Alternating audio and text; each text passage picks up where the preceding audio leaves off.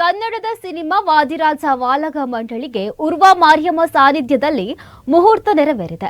Doctor MN Rajendra Kumar ಅವರ MNR production ಸಂಸ್ಥೆಯ ನಿರ್ಮಾಣದಲ್ಲಿ ಮೂಡಿಬರುವ ಈ ಚಿತ್ರದ ಚಿತ್ರೀಕರಣ ಯಶಸ್ವಿಯಾಗಿ ನಡೆದು ಚಿತ್ರ ಜನಮೆಚ್ಚುಗೆ ಗಳಿಸಲಿ ಎಂಬ ನಿಟ್ಟಿನಲ್ಲಿ ಮಾರಿಯಮ್ಮ ದೇವಿಯ ಸಮ್ಮುಖದಲ್ಲಿ ವಿಶೇಷವಾಗಿ ಪ್ರಾರ್ಥಿಸಲಾಯಿತು. ದೇಗುಲದ ಮುಂಭಾಗದಲ್ಲಿ ಡಾಕ್ಟರ್ ಎಂಎನ್ ರಾಜೇಂದ್ರ ಕುಮಾರ್ ಅವರು ಶೂಟಿಂಗ್ಗೆ ಅಧಿಕೃತವಾಗಿ ಚಾಲನೆಯನ್ನು ನೀಡಿದ್ದಾರೆ.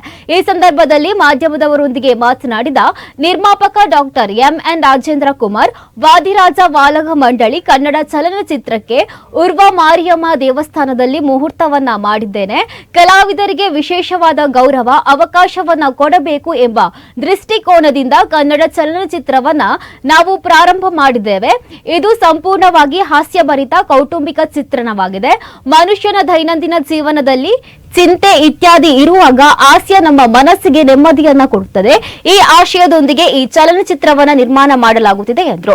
ಇನ್ನು ಈ ಸಂದರ್ಭದಲ್ಲಿ ಚಿತ್ರ ನಿರ್ದೇಶಕ ಶಶಿರಾಜ್ ರಾವ್ ಕಾವೂರು, ಚಿತ್ರ ನಿರ್ಮಾಪಕ ಪ್ರಕಾಶ್ ಪಾಂಡೇಶ್ವರ, ಬೆಳಪು ದೇವಿಪ್ರಸಾದ್ ಶೆಟ್ಟಿ, ಗೋಪಿನಾಥ ಭಟ್, ಸಂತೋಷ್ ಶೆಟ್ಟಿ, ಲಕ್ಷ್ಮಣ ಕುಮಾರ್ ಮಲ್ಲೂರು, ಅಥರ್ವ ಪ್ರಕಾಶ್, ಜಯಪ್ರಕಾಶ್ ತುಂಬೆ, ಚೇತನ್ ರೈ ಮಾಣಿ, ಚೇತನ್ ರೈ, ರಂಜನ್ ಬೋಳೂರು, ಪುಷ್ಪರಾಜ್ ಬೋಳಾರ್, ಎಸ್ ಚಂದ್ರಶೇಖರ, ನಟ ನವೀನ್ ಡಿ ಪಡೀಲ್, ಕಲಾವಿದ ನಾಟಕಕಾರ ವಿಜಯ್ ಕುಮಾರ್ ಕೋಟ್ಯಾಲ್ಬೈಲ್, ಮೂಡ ಅಧ್ಯಕ್ಷ ಸದಾಶಿವ ಉಳ್ಳಾಲ್ ಸಹಿತ ಹಲವರು ಉಪಸ್ಥಿತರಿದ್ದರು.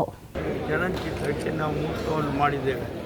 ಕನ್ನಡ ಕಲಾವಿದರಿಗೆ ವಿಶೇಷವಾದಂಥ ಒಂದು ಗೌರವವನ್ನು ಕೊಡಬೇಕು, ಅವರಿಗೆ ಒಂದು ಅವಕಾಶವನ್ನು ಕೊಡಬೇಕು ಅನ್ನುವಂಥ ದೃಷ್ಟಿಕೋನದಿಂದ ಕನ್ನಡ ಈ ಚಲನಚಿತ್ರವನ್ನು ನಾವು ಪ್ರಾರಂಭ ಮಾಡಿದ್ದೇವೆ. ಇದು ಸಂಪೂರ್ಣವಾಗಿ ಹಾಸ್ಯಭರಿತವಾಗಿದ್ದು ಒಂದು ಕೌಟುಂಬಿಕ ಚಿತ್ರವಾಗಿತ್ತು.